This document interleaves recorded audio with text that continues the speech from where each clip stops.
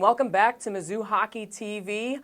We're back with our first episode of the 2023-24 season. Nick, it's good to have you here. My name's Luca Vitale, the broadcast manager. So before we sort of get going with the ISU series, I want to talk about the coaching overhaul that you guys had over the offseason. Obviously, Lynn Teeter stepped down after 4 seasons. You brought in Coach David Giesel. You brought back Bob Butcher, former Missouri State head coach, in some of another University of Missouri for a former head coach, and it's John Lamond. Is that how you say it? John Lamond. Okay. So can you sort of talk to me, what sort of culture do they want to establish going into the season? Yeah, definitely. And one other name you forgot was Locke Thompson, our goaltending coach. We're really excited to have these 4 on board. They really are implementing a solid culture within the team, and they're great guys, and they want to continue to grow this program and help us succeed. And we're really excited to have them on board. And they got our full trust, and we know that they're going to help us do great things this year. You guys have some very tough opponents on the schedule. A little tougher than last year. You guys did play Missouri State last year to open the season. You have Arkansas again, and you even have Purdue, all teams that made the national tournament last year. Sort of talk to me about the mindset going against tough opponents like that. Yeah, our game doesn't change one bit. We continue the same mindset with whoever we play. We know we have some tough opponents, but we're also a really good squad, and we're going to give every team our absolute best. And we're looking forward to those challenges. We know that we have to beat the best in order to be the best. So we're looking for those challenges for sure. Let's talk about last year, because obviously a lot of people, they didn't get to really hear what happened last year until you guys really made that large run. I had Henry Caston and Jack Dobbs on the podcast. They talked about the Kansas series. They talked about the winning streak going into nationals, but they didn't get to hear what happened at nationals specifically. So for those that do not know, the Missouri Tigers at winter break they were at 6-6-1 to be specific. So basically your guys' national tournament appearance hopes really were low if you think about it. But going into second semester, it's like something clicked. Like 13 straight wins if you include the national appearance as well. You won 9 straight. Dordt were some of those. SLU were some of those. Even Maryville were some of those. You appeared in the MACHA appearance. You won against WashU. You beat Arkansas, another tough opponent. You beat Nebraska, which means you guys you won your first MACHA championship in program history. Then you went to nationals. You got that bid. You went to Boston, and not only did you win one game against Air Force, but you also beat Central Michigan. Yes, you obviously didn't get to the prize. You didn't get to the promised land. You did lose badly to Hope College, but that is a good program you guys had to go against. Can you sort of talk to me what clicked in that locker room second semester? It was just a mindset. I think everyone had that belief going into it, that we were going to be a great team. And sometimes it just takes a little bit longer, but I think everyone kind of gelled at the right time. Everyone knew that we were a good squad, and once a couple wins started racking up, I think the belief started to just completely escalate, and it's really carried our momentum ever since. We know that we're a good squad, and we know that we have a good culture, and just continuing to build upon that is what we're looking to do and what we've been successful doing so far.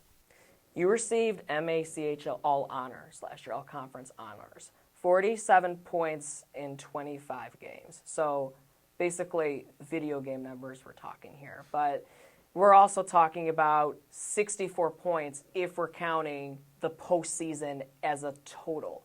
I mean, were you guys playing cello out there, or what's the deal here? But in all seriousness, what did that mean to you, that honor? What does it mean to you personally? It means a lot. I just am trying to help the team win. Couldn't have done it without my line mates, all of our personnel, everyone competing in practice, getting better. Just everyone that was involved, my line mates last year, Daniel Rudman, Nathan Austin, and Charlie Walker towards the end of the season when NATO was out. But they pushed me to get better every single practice, every single game, and we really fed off each other really well. And I couldn't have done it without them, but I was really personally excited to receive those honors, and I just, like I said, wanted to help the team win as much as possible. Well, you guys definitely did have a really good season, so congratulations on that. We're focusing now on the sort of present sort of thing, and let's talk about present-day Mizzou. But one more question before we get to the ISU series. You guys obviously had a plethora of guys returning this season, and you already mentioned Danny Redmond was one of them, yourself, Nate Austin, Eli Baumstark, but obviously you lost big pieces like Henry Caston, who was also another goal scoring machine, but you also have a lot of new guys too. So it's sort of like a mix, sort of returning and new. I would say definitely one of those big ones is Andrew Knapp. For one of them, Aaron Hemmer is another one. But sort of how do you form chemistry so early in the season? Just communication, being able to communicate well, being able to understand, early on in the season, like it's going to take some time to gel, but we've been able to do so very early on just because, like I said, communicating, competing hard in practice, just over communicating, taking the time to sit down before practice during meetings and just go over things. It's still something that we're working on, but it's something that we've been able to have a lot of success early on, and we love the pieces that have come in, and also, we're definitely appreciative of the leadership and the skill set that our past seniors brought last year. Without them, we wouldn't be where we're at last year, success-wise, and as a program in general. So we definitely miss them, but also just excited for the new guys that are coming along for sure. That's good to hear. So going to the ISU series now. Strong start to the season, swept ISU at their place, 2-0, 17 goals in those two games combined. I mean, Richardson had a nice shutout in that first one, Dobbs let 2 in that second one. But I think more specifically, what was different from the season opening series this year compared to last year when you opened against Missouri State? I think just mindset. Everyone was just knows that it's about we got to get to work. We got to get to work from day one. We've been working really hard in practice. We've been really prepared in meetings, covering and touching base on a lot of things. I think we were just a lot better prepared this year. We were just ready to get going, and we know that the main goal is the national championship, and I think that's the mindset that's been instilled ever since the loss against Hope, and that's just been a continuation of that belief and that mindset, and we're looking to continue to build that for sure. Yeah, speaking of your goal of getting a national championship, that was obviously last year's goal. Everybody said it to me, getting to Boston. You guys did get to Boston. Yes, you were short, but you guys got to Boston. That's what matters here. But how do you sort of, obviously, it was disappointing for obviously you guys last year, but how do you sort of get yourself back up and say, we're going to do it again? Yeah, I mean, to be there was a blessing. It was an incredible experience, and everyone got that taste of it and wants to be back. So that's the mindset. That's what we're working for, and that's what our goal is. So we're going to work as hard as we can to get there, and it starts every single second in practice, every single second of execution in games, and even off the ice too. Just how we communicate as a team and how we prepare, how we warm up, how we lift in the gym. Like it all boils down to those moments. And now that we got that taste of it, I think everyone obviously wants a chance to get back and go even further this year. Yeah, it seems like for the ISU series, you guys didn't seem to miss a beat. I mean, 10-0, 7-2, those are pretty sounding. I mean, it was really one-sided, on the score sheet for sure. But what does that series win mean for you guys moving forward? Just continuing to do what we do, continue to just use our speed and our skill, our physicality, continuing to look at those games and make the right adjustments and see what we need to do better for next game. But it's nice to definitely get a couple wins early on and just continue to move forward for sure, because we have some tough opponents ahead, and we got to be as prepared as possible. I'm sure you guys liked a lot what you guys saw in the ISU series. I mean, a lot of goal-scoring opportunities, 17 goals. I mean, that's nothing to sneeze at. But I'm sure there's some things that you guys didn't like as well. What are some of those things you guys want to clean up before Friday? I think just the first game jitters, of course. There's a couple instances of missed reads in the D zone. A couple passes, exiting the zone that you don't make, and those are completely normal mistakes to happen for the first couple games. Definitely something that we'll just improve on and work on in practice. But like I said, a lot of good things, and then the things that would be considered bad, just easy mistakes to clean up going forward. So, what's the mindset going into the SLU series? Just continue to work on our systems, continue to build upon what we've been doing, and just execute. That's the biggest thing. And just, we're excited to have all the fans back in the building. It's going to be a great season. We were so appreciative of what they did for us last year. We're just excited to bring fans back in the building and get back to playing at home and kind of the energy that they bring and the energy that we bring when we're at home as well. Well, speaking of first game jitters, it didn't sort of seem like that, but nonetheless, last year against SLU, you guys were at their place. 8-2 in the first game, and then 7-6 in overtime in that second one. In fact, you're the one that scored that overtime winner. But I'm sure they want a little revenge or a little hungry to get you guys back. But how do you sort of take away that momentum, saying It's at our place. We're still beating you. Got to get on them early. Just got to do what we do best. Like I said earlier, just use our speed, our skill, and our physicality, and just continue to build that, to build upon that, and use that as our identity, and just try to get on them as early as possible, and just set the tone right away. I'm sure.